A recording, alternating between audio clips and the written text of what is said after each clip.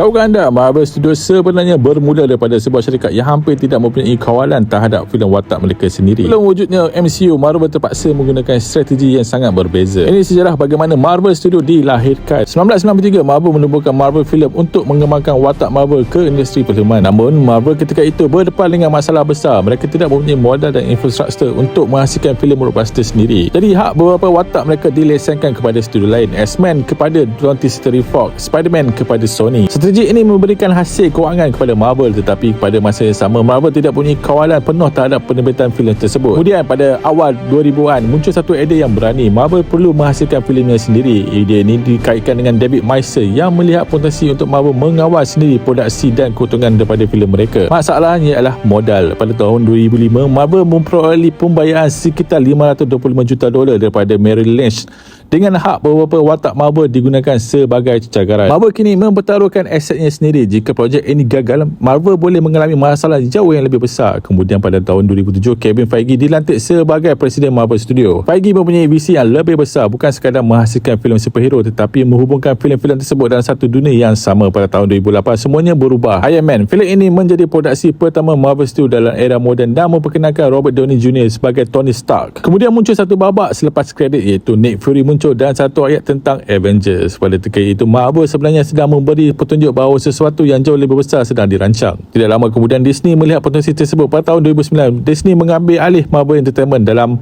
transaksi bernilai kira-kira $4 bilion.